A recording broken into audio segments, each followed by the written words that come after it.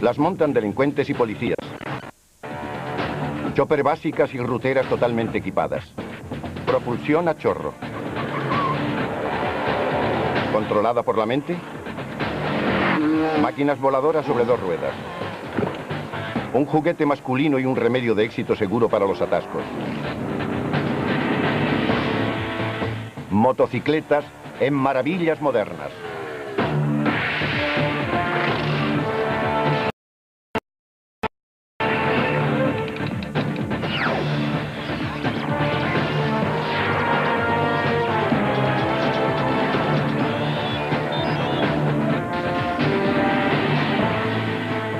Motocicletas, primera parte.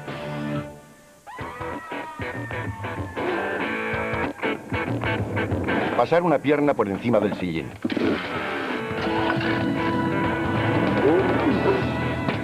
Meter la marcha. Empuñar el acelerador y sentir el viento en la cara.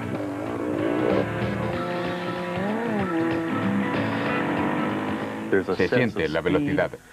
Hay casi una euforia por la velocidad que no puede obtenerse en ningún otro vehículo. Tengo este tipo de motos que sorprenden a la gente de que puedan llegar a su destino. ¿Has venido en eso?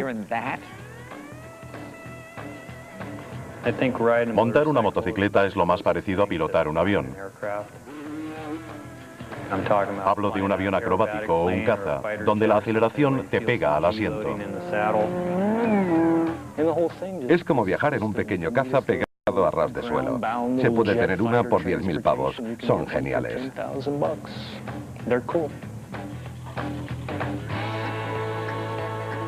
Se va montado sobre un siglo y medio de magia técnica y notoriedad cultural. Está entre los grandes temas del siglo XX a través de la música, la literatura o las películas. Amor, muerte, aventura, peligro, velocidad. Todo eso está condensado en la moto y mucho más. Obviamente son mucho más que 2 ruedas y un motor. Cuando pasan piensas, ¿qué demonios ha sido eso? La gente flipa. Solo tienen 10 segundos, desde que la vislumbran en medio de la carretera hasta que los adelanta por el carril rápido. Entonces, ¿qué es una motocicleta? ¿Un medio de transporte o solo un juguete caro y veloz? Las motocicletas son un medio de transporte para que la gente vaya de un punto A a un punto B. En mi juego, el punto A es la rampa y el punto B, el aterrizaje. Es un vehículo que puede dar volteretas y derrapes, caballitos y frenadas, además de tomar curvas a 300 km/h. Como si alguien necesitara algo así.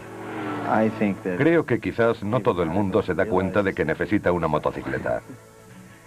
Cuando se prueba, nunca se deja de tener una.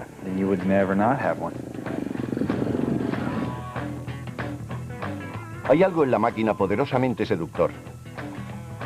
Un culto codificado de algún modo en sus tuercas y tornillos.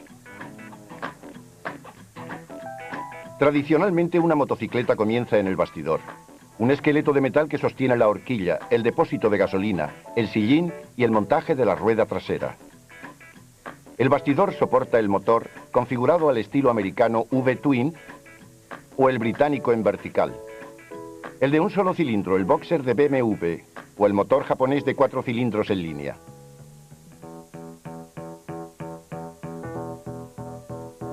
No es que no se hayan probado tipos de motores más exóticos, pero sigue siendo una moto si tiene un motor de automóvil y con un motor a reacción.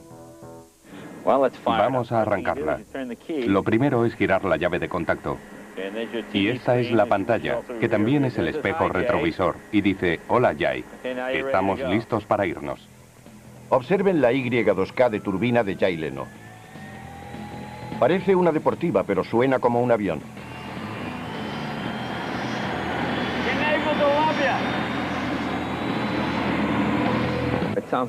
Suena como un motor a reacción, exactamente igual a lo que oímos en un aeropuerto. Cuando pasa por la calle, ves esa ola de calor por detrás.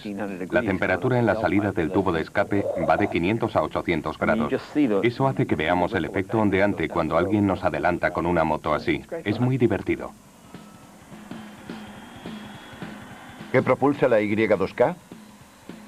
Es muy divertido. ¿Qué propulsa la Y2K? Un motor chopper, es decir, un motor de turbina Allison Rolls-Royce de helicóptero poco usado. Los motores de avión están certificados para volar un número determinado de horas y luego son desmontados. Sin embargo, todavía les quedan miles de horas de uso civil. Les damos buen uso, los ponemos en las motos. El motor pesa exactamente 61 kilos y actúa igual que el de una moto de carretera de 225 kilos. Pero ahí acaban todas las similitudes. Con el motor a reacción, cuanto más rápido vas, más rápido se mueve.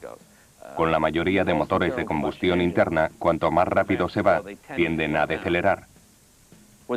Con un motor a reacción sucede al contrario. La moto arranca con 55 o 60 caballos de potencia. Cuando avanza 15 o 20 metros, tiene 100 caballos, y en otros 15 metros va subiendo a 150, 200, 250, 300, 350 y sigue aumentando. Nadie conoce la velocidad máxima. En una pista de aterrizaje corta, la Y2K llegó a 380 km/h. Imaginen lo que alcanzaría en una recta más larga. Toda esa potencia sin el ruido mecánico de un motor de gasolina. Es absolutamente suave.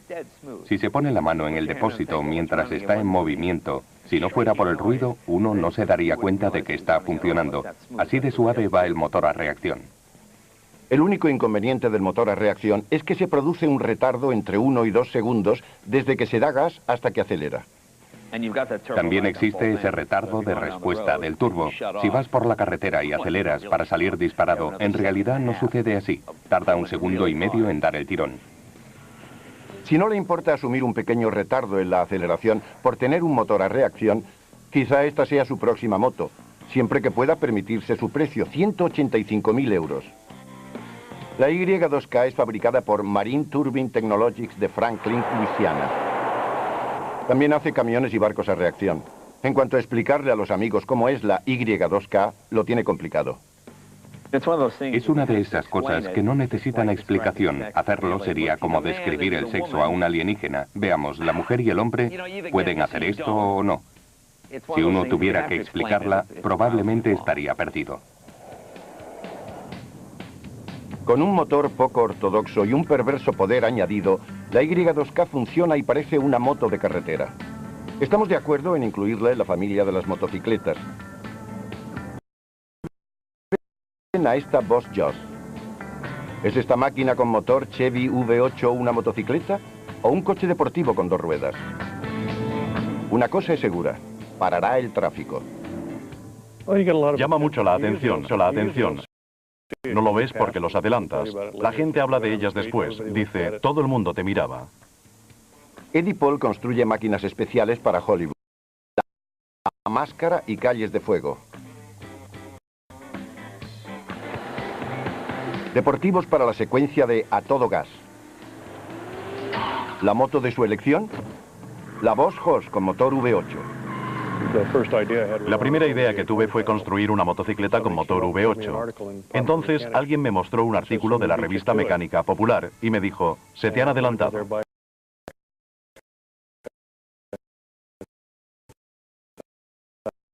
Después de verla pensé que no había forma de mejorarla y compré 2. La Boss Hoss de Dyersburg, Tennessee, produce motos desde 1999. Actualmente hay unas 2.000 Boss Hoss en la carretera. Pesa unos 500 kilos.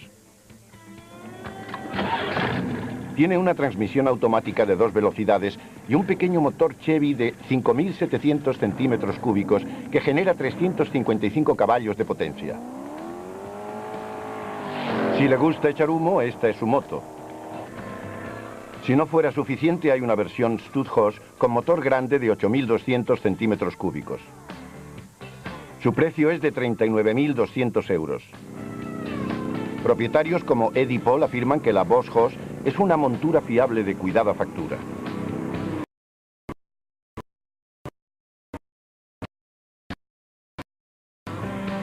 En pocas palabras, es una motocicleta. Pero ¿dónde clasificamos este vehículo? Durante décadas ha sido el monstruo del lago Ness de las motos. Su existencia no ha sido probada, a excepción de unos cuantos avistamientos y una sola fotografía. Incredulidad.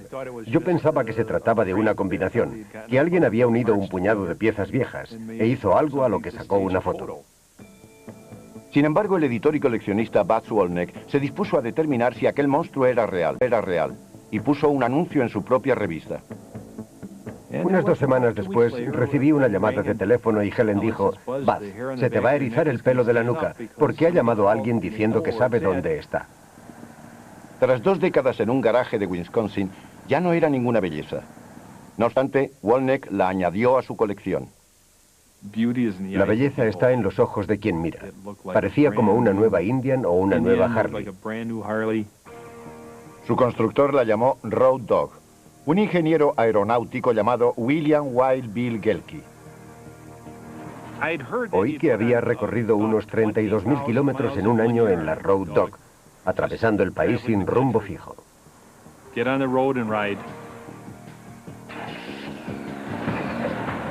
La Road Dog pesa 1.500 kilos y es propulsada por un motor Chevy Iron Duke de 4 cilindros, de 1961. Uno no puede apoyar una motocicleta de 1,5 toneladas en un simple soporte. La solución de Will fue colocar un brazo hidráulico en cada una de las 4 esquinas de la máquina. El bastidor es una obra de arte industrial soldada con tubos de avión. Un trozo de tubería que había sido vuelto, girado y doblado. Doblado hacia afuera y curvado hacia arriba, recorre todo. Va y viene hasta acabar en la parte de abajo. Las latas de cerveza también forman parte del equipamiento. Se guardan en los tubos de la horquilla, que son huecos. ¿Y qué se siente al montar la Road Dog?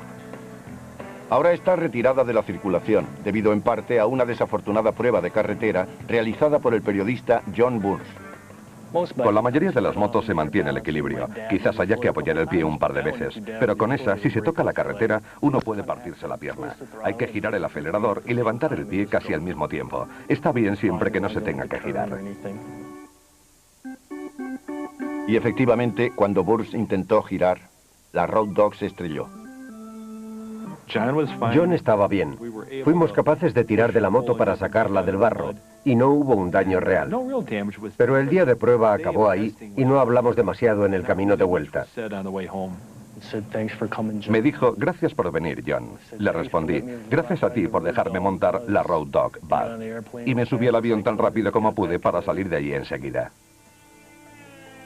Solo un hombre parecía ser capaz de montar la Road Dog, su fallecido creador. En 1978, Wild Bill Gelke fue abatido a tiros por la policía, supuestamente por haber disparado a un agente. Es imposible conducirla y está compuesta por piezas de coche. ¿Es una motocicleta? Quizás no, salvo en el sentido de que es una máquina heterodoxa de artesanía. Esto es algo consustancial a la historia de la motocicleta, desde William Harley hasta Soichiro Honda.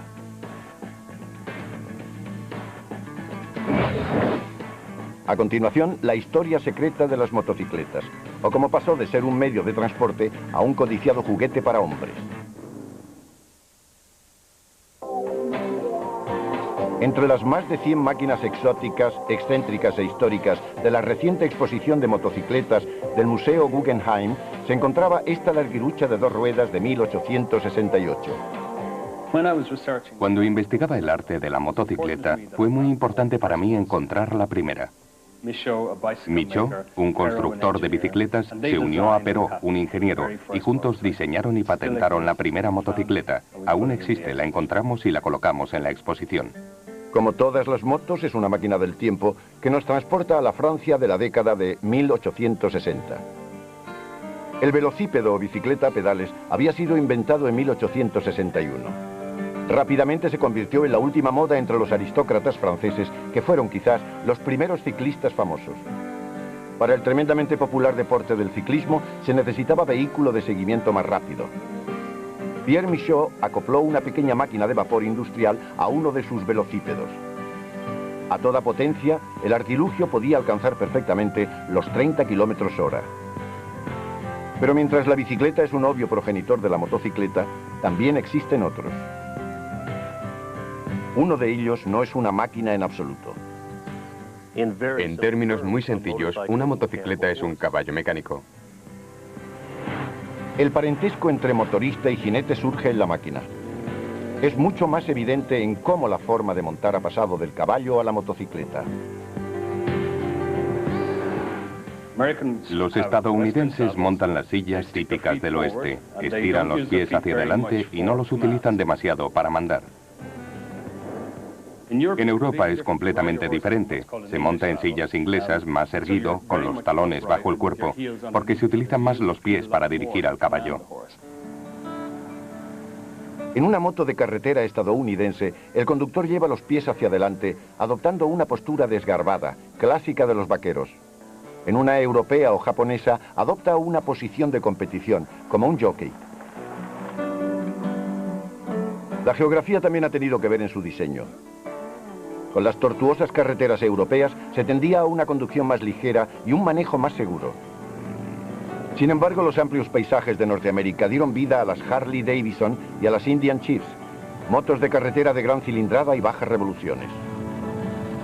He intentado explicárselo unas cuantas veces a mis amigos ingleses. Me dicen, ¿por qué las Harley tienen esa forma?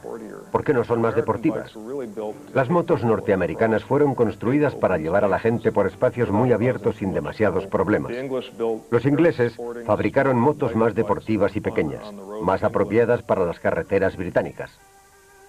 En Estados Unidos, a comienzos del siglo XX, la máquina estilo bicicleta y la postura vaquera eran lo último en la carretera. O que pasaba por la carretera. Había caminos de carretas, caminos de caballos, caminos de cabras. Y la moto lo recorría, según se decía, mejor que cualquier coche con 4 ruedas. La motocicleta también era más potente porque tenía menos peso que soportar. Y se hacían buenos contratos para policías, carteros o guardavías. Todos utilizaban motocicletas porque podían desplazarse a donde lo necesitaran. Los coches se atrancaban, eran menos fiables, principalmente porque tenían 4 veces más piezas que las motos normales. La primera moto de serie de Estados Unidos salió al mercado en 1902. La Indian Camelback, coinventada por Oscar Hedstrom, llegaba a donde otros vehículos no podían. Había una famosa colina, y Oscar la subía montado en aquella máquina muy rápidamente. Luego bajó, volvió a subir hasta medio camino, se detuvo, volvió a arrancar y tomó de nuevo el camino hacia arriba. La prensa nunca había visto nada parecido. La Indian fue creada en un día. Mientras la Camelback demostró ser una moto que podía escalar, Glenn Curtis demostró que podía ir tan rápido como era posible. En 1907, el entonces desconocido zapatero colocó un motor V8 de dirigible en un bastidor hecho a mano y envió la raquítica máquina a las arenosas llanuras de Daytona. Alcanzó 218 kilómetros por hora. Y hay que ver la máquina. Los neumáticos tienen el grosor de un pulgar. No tiene suspensión ni frenos. Y ahí está el inventor subiendo colinas y corriendo a 218 kilómetros por hora. Ningún vehículo de ningún tipo superaría su récord de velocidad hasta 1911.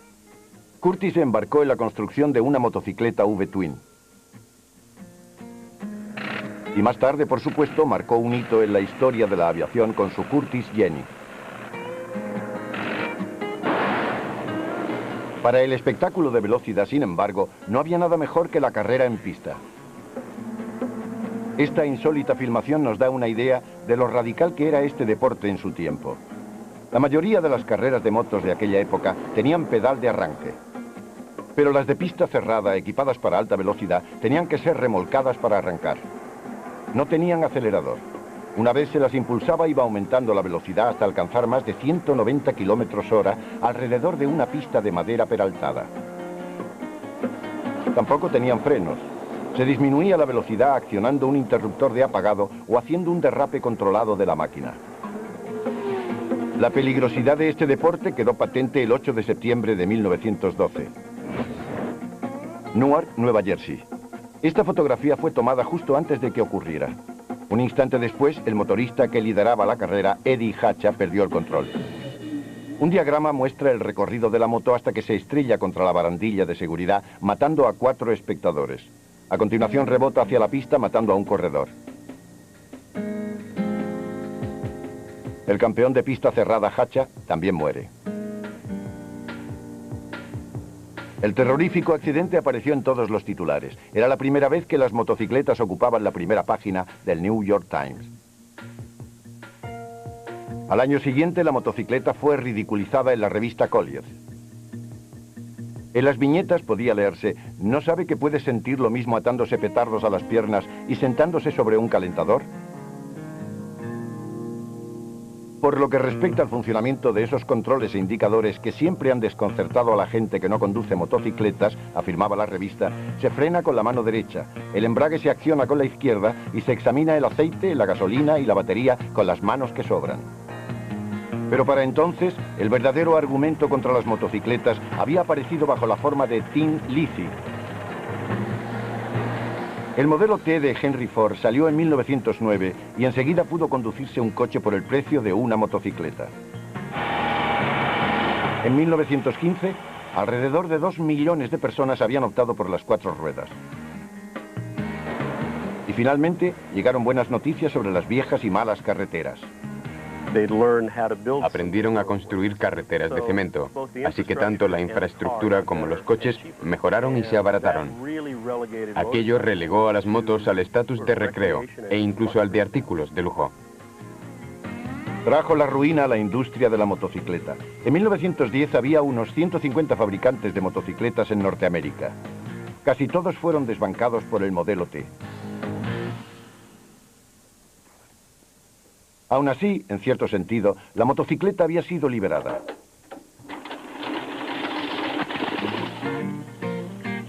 Ya no necesitaba ser tan práctica. Antes quizás se eligieran las motos como un sistema de transporte barato, pero ahora se montaban simplemente porque sí. La emoción de la velocidad de la moto tiene que ver con el hecho de que el viento te da en la cara. No estás dentro, estás sobre una moto. Uno no atraviesa el campo, uno está en el campo. Cuando llueve se moja, cuando hace sol se calienta, cuando hay alguien cortando el césped puede olerse. En una moto uno viaja a través del país y lo siente. De nuevo el parentesco con el vaquero. Hay gente a quien le apetece la libertad del sillín. Pero en los años 20 el deseo de montar en moto comenzaba a decrecer. Durante aquella década, la Excelsior Henderson era una de las 3 grandes compañías de Norteamérica. La Super X y su desmesurado sistema de suspensión frontal, el favorito de los corredores y la policía.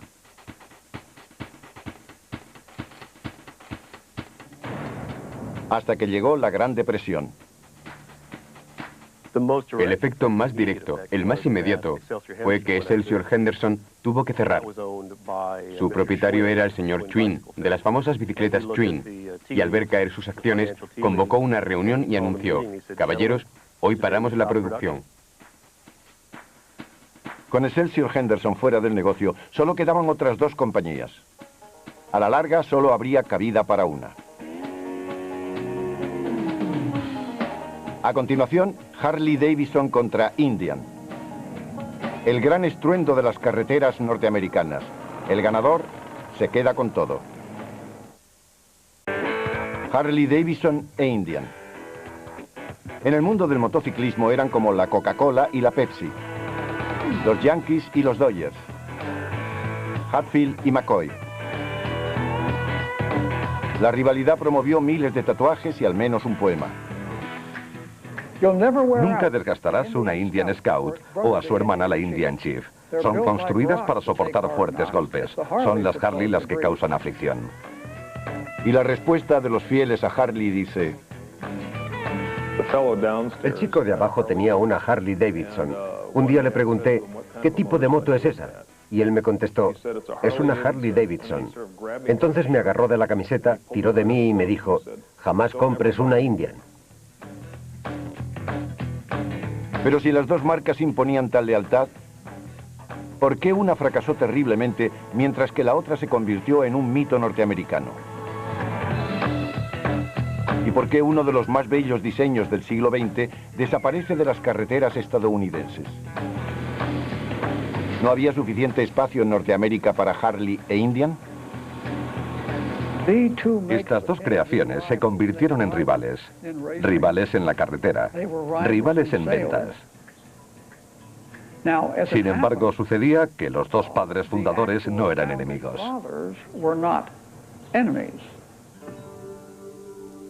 En aquellos tiempos menos sensibles en cuanto a cultura, los fundadores de Indian eran llamados el Gran Jefe y el Chamán.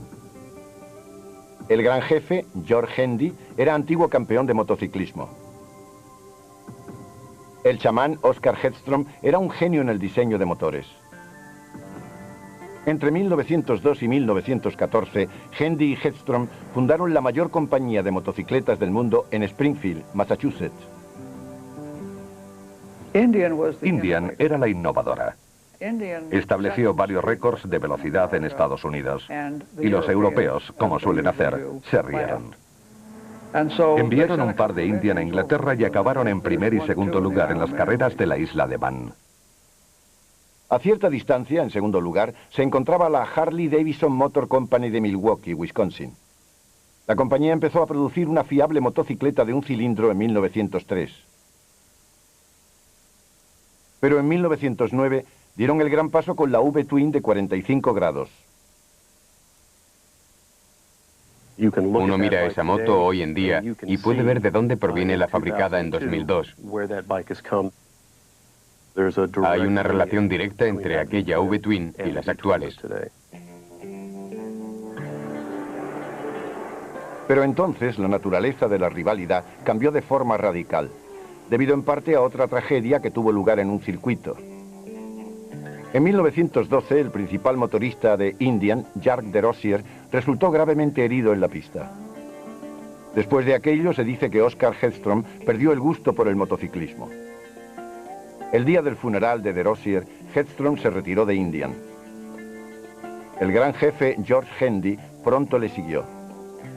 La competitividad era ahora entre una corporación Indian y un negocio familiar, Harley Davidson. Pero en 1920, ambas empresas eran mundos aparte. Harley Davidson era dirigida siguiendo una ética comercial muy estricta. Indian renqueaba por la mala administración en la sala de juntas y el robo en la fábrica. Había robos en la planta de fabricación. Había tipos que se llevaban piezas de la fábrica de Indian en Springfield. La compañía tenía muchos problemas. Llegó Apple y compró el control de Indian. Paul DuPont compró Indian en 1929. Heredero de la dinastía de pinturas DuPont, también era un entusiasta del motociclismo. Por primera vez en toda una década, Indian estaba dirigida por un caballero motorista. Llevó una ética del motociclismo a la empresa y sabía cómo dirigirla. Los archivos están llenos de notas escritas a mano que enviaba a los ingenieros. He montado en la nueva Scout. No estoy contento con la potencia. ¿Qué podemos hacer? Indian había vuelto aunque estaba en segundo lugar. Y Harley estaba desarrollando una máquina que les mantendría allí. En 1936 estuvo listo el modelo L, con una línea Art Deco y una cubierta de los balancines con aspecto de nudillos que pronto sería conocida como Knucklehead. Ahí estaba la verdadera innovación. Los antiguos motores de Harley e Indian se llamaban flatheads o de válvula lateral porque las válvulas estaban al lado del pistón. Desplazar las válvulas hasta una posición sobre las cabezas de los pistones permitía mayor compresión y mejor respiración del motor. La respiración en un motor es la clave de la potencia. A mayor entrada de aire y gasolina, generará más potencia. Por primera vez, desde que comenzó aquella rivalidad, Indian no tenía una moto comparable. Pero aún quedaba algo de vida en la vieja compañía. En 1940, Indian presentó a todo un clásico del motociclismo. Formaba parte de la escuela del diseño aerodinámico. Se trataba del arte de hacer que los objetos parecieran rápidos mientras estaban parados. El diseñador de Indian, Briggs Weaver, logró el efecto en el modelo del año 1940.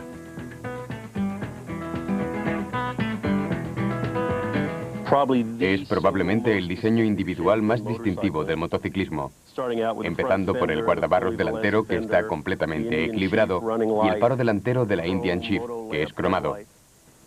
En cierto modo, establecen el tono aerodinámico del resto de la moto. También tiene el guardabarros trasero con esa forma parecida a una lágrima que complementa perfectamente al delantero.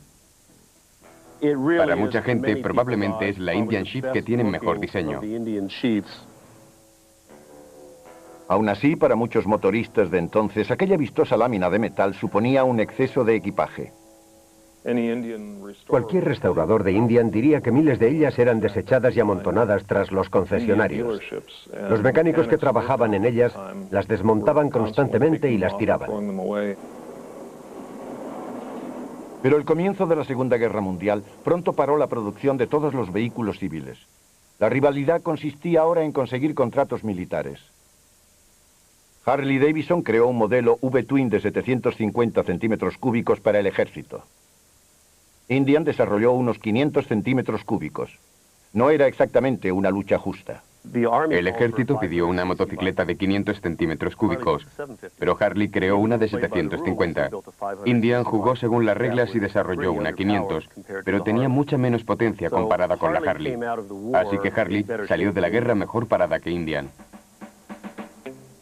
Harley produjo 88.000 motocicletas militares. Indian, menos de 40.000. Aún así, después de la guerra, Indian hizo un último intento por arrebatarle el éxito a Harley. Paul Dupont dejó Indian en 1945. Fue sucedido por Ralph Rogers, de 36 años. Un hombre con visión para revolucionar el motociclismo norteamericano. Justo después de la guerra, todo el mundo quería ruedas. Si no podían permitirse un coche, querían una moto. El problema era, según pensó Rogers, que podían refrenarse ante aquellas máquinas de aspecto anticuado. No se sentía atraído por el romanticismo de la Gran Chief. Pensaba que aquellos eran viejos diseños que tenían sus raíces en los años 20 y 30.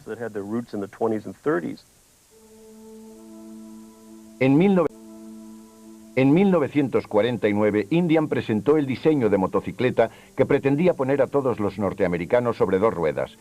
Se trataba de la Indian Arrow, de un solo cilindro, y de una rediseñada Scout con un motor vertical de estilo británico.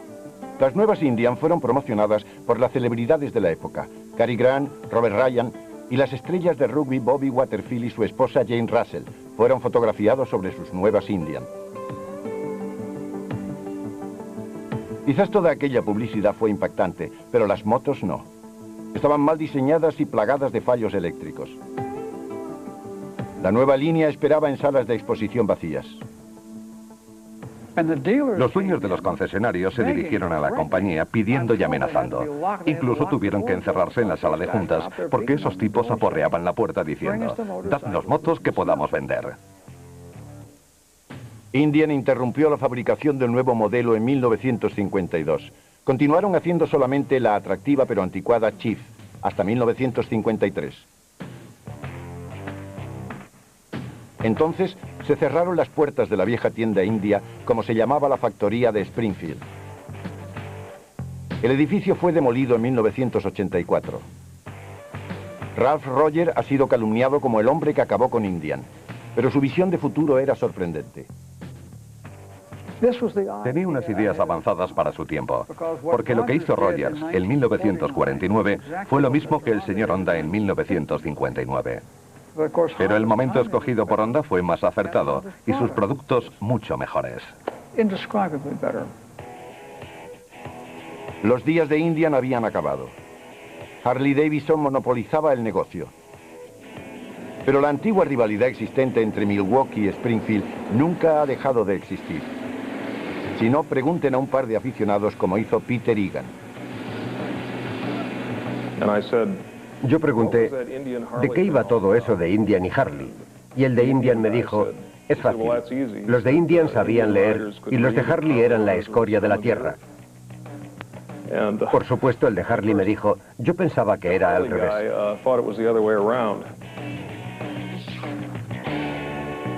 A continuación, dos lados de la ley. Una moto, Harley Davidson en los años 60.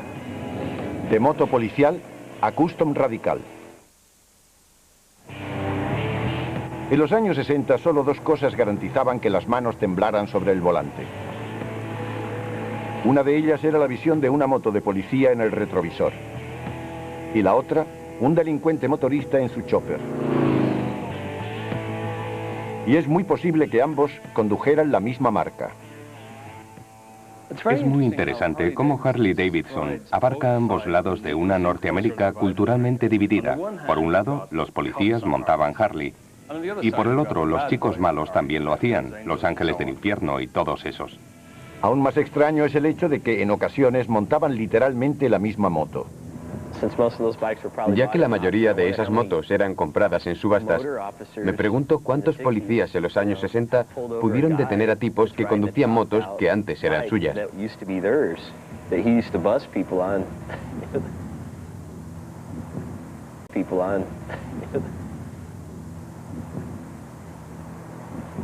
Entonces, ¿por qué tanto policías como motoristas conducían Harley Davidson? ¿Y cómo podía la misma máquina jugar un doble papel como chopper y motopolicía? Esta extraña película fue filmada por la revista Easy Riders en 1978. Muestra a dos miembros originales del conocido club de motociclismo Bush Fighters montando en sus Harley desde Los Ángeles hasta Sturgis, en Dakota del Sur. A los Bush Fighters se les considera iniciadores del movimiento de delincuentes motoristas en 1947, pero la herencia de criminalidad se remonta a mucho antes. El término delincuencia tiene varias derivaciones. Uno de ellos es que se trataba de motoristas que no acataban la ley porque no querían conducir según las reglas de la Asociación Norteamericana de Motociclismo. Fundada en 1924, la Asociación Norteamericana de Motociclismo era el organismo oficial regulador de las carreras. Pero ¿y si el orgullo iba contra los criterios de la asociación? Sus motos eran demasiado grandes o eran de un tipo inadecuado, así que crearon sus propias competiciones y las llamaron la Serie Ilegal de Carreras. Esta era una de las máquinas ilegales originales, una Harley Davidson JD de 1929. En 1936, la propia compañía había presionado para retirar la JD de la competición. Era tan rápida que amenazaba a las Knucklehead de Harley. Los corredores ilegales de los años 30 eran llamados a menudo reductores. Esta fue la primera moto norteamericana personalizada, reducida a las piezas básicas. El final de la Segunda Guerra Mundial trajo un punto de inflexión al panorama de las custom. Los antiguos soldados compraban al ejército las Harley e Indian, que podían ser adquiridas por unos $50. Sin embargo, nadie quería dejarle el aire militar. Tenían el aspecto de un excedente de motocicletas del ejército. Todas tenían un color pardo y esos grandes guardabarros que evitaban el fango. Pero la gente no quería eso. Cortaban los guardabarros y de ahí el nombre de Bob Job o Bobber. En una Bob Job, parte del guardabarros trasero se cortaba para eliminar peso. El guardabarros delantero era a menudo eliminado por completo. La forma de pintarlas de aquella época también era una consecuencia de la guerra. Calaveras, bolas de billar con el número 8 o dibujos de chicas que habían adornado los aviones de guerra se pintaban en los depósitos. ¿Y quiénes montaban este nuevo tipo de motos personalizadas? Se trataba de exsoldados que disponían de tiempo libre y algo de dinero. Eran ellos los que tenían estas rugientes y aterradoras bestias de dos ruedas. Subían a ellas y montaban un pequeño infierno. Cuando formaba parte de los Bush Fighters, era veterano de guerra, y todos volvíamos con la misma idea en la mente. Ahora uno puede divertirse y hacer cosas terroríficas sin que nadie le dispare. Aquello hacía que la vida fuese muy diferente. Cuando no hay balas volando, uno puede pasar un buen rato. Salir a pasarlo bien, eso es todo lo que los Bush Fighters hacían hasta el 4 de julio de 1947. El club se encontraba en Hollister, California, para una competición anual. Excluido de los acontecimientos oficiales, los motoristas llevaron a cabo su propia carrera. La policía local cortó la calle principal a lo largo de 4 manzanas, de forma que podíamos hacer carreras en la calle, derrapes, caballitos y todo tipo de piruetas.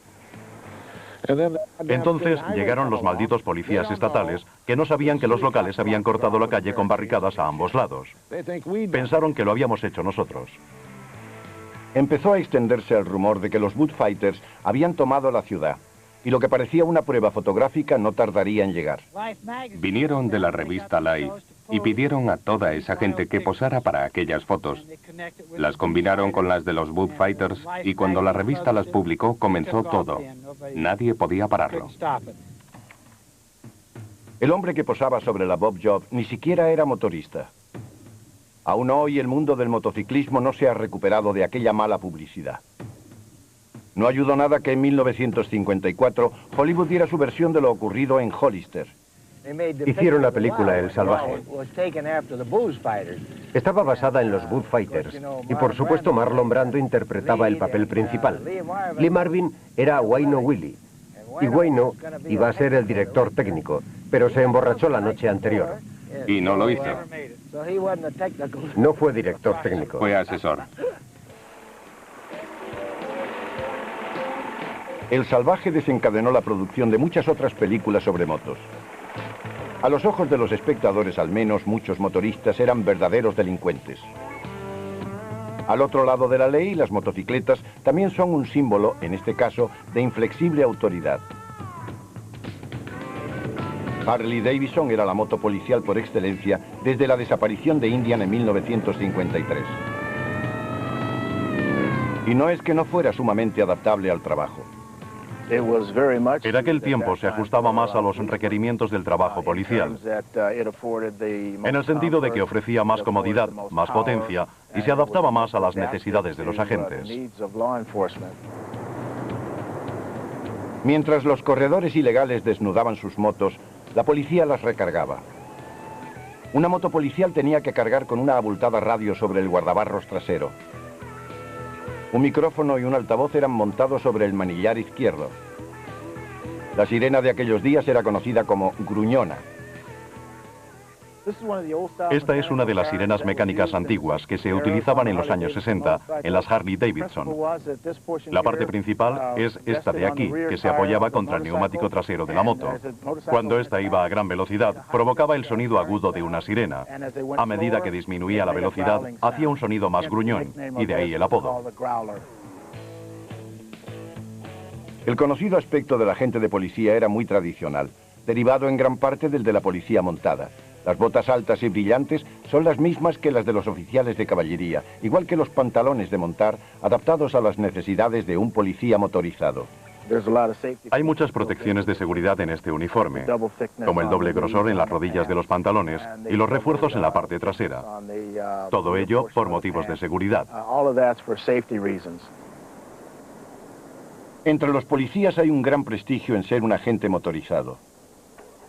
Son los que más se ven en la carretera. En el tráfico suelen ser los primeros en llegar al lugar de un accidente o un delito. Haciendo proezas, sentado en su sillín, el policía es el mejor motorista. Y sí, su tarea principal es poner multas. Un día en la vida de un policía motorizado consiste en poner muchas multas. Así que requiere mucho arrancar, frenar, acelerar y decelerar. En mi opinión, es un día muy ajetreado. En la otra cara del motociclismo de los años 60 había un nuevo escenario. Ahora había quienes se autoproclamaban delincuentes sobre ruedas, los ángeles del infierno y sus muchos imitadores. Lo que montaban era una nueva forma radical de moto personalizada. Horquillas kilométricas, manillares que tocaban el cielo, tubos de escape ensordecedores y pintura llamativa. La Chopper. Cada una de estas máquinas era una expresión personal de su propietario. Pero aunque no había dos exactamente iguales, existían algunas reglas de montaje. Las Chopper solían ser Harley Davidson y las partes traseras solían ser rígidas. Las motos rígidas no tenían amortiguadores en el eje trasero, lo que provocaba daño en los riñones. Pero lo que los motoristas obtenían a cambio era la sensación de estar fuertemente unidos a sus motos. Me gusta la sensación positiva que provoca una moto rígida. Hay que prestar atención y uno se da cuenta de que forma un todo con la moto. Por lo que respecta a las exageradas horquillas frontales, su longitud hace que las ruedas parezcan diminutas en comparación. Constituyen otro legado de la Segunda Guerra Mundial. Creo que esta parte delantera de aquí, que era de una Harley Davidson, es parecida a un frontal militar XA, que es unos cuantos centímetros más largo y hace que la moto sea más alta para que se mueva mejor por un suelo irregular. La mayoría de la gente lo utilizaba para darle a la moto un aspecto más radical. Incluso para alargarlo aún más cogían radios de los primeros Ford que tenían más o menos la misma forma. Quitaban estos y los colocaban ahí haciendo que el frontal fuese así de grande. Y una vez que esas horquillas comenzaban a extenderse, se cerraban todas las apuestas. Es la típica forma de pensar estadounidense. Si 7 centímetros están bien, 50 está mucho mejor. Jimmy tiene un frontal de 7 centímetros. Voy a dejarlo atrás. Yo quiero 15 centímetros más. Y también quiero grandes manillares. De ningún modo va a tener Jimmy una moto mejor que la mía. Los motoristas intentan superarse unos a otros desde entonces.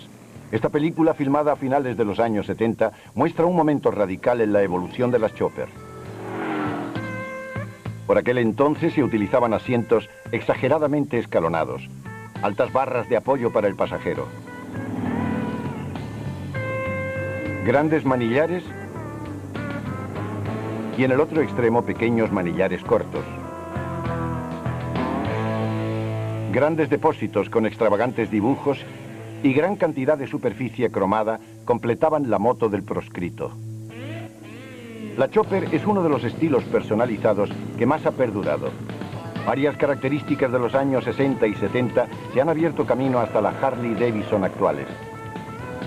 Y hoy una de las motos más codiciadas es una chopper West Coast, construida por Jesse James, perteneciente a la vieja escuela. Me gusta que parezca que no tienen piezas suficientes como para que se muevan. Les falta un par de piezas principales. Debe parecer como si no pudiera arrancarse. Que la gente se pregunte si lo hará o no. Entonces me subo, hago un gran derrape y salgo disparado. Durante las décadas de los 60 y 70, mientras policías y moteros eran fieles a las Harley Davidson, el mundo del motociclismo cambiaba por completo a su alrededor. Triumph frente a Sporter, modernos frente a rockeros, y la industria británica de la motocicleta contra el señor Honda.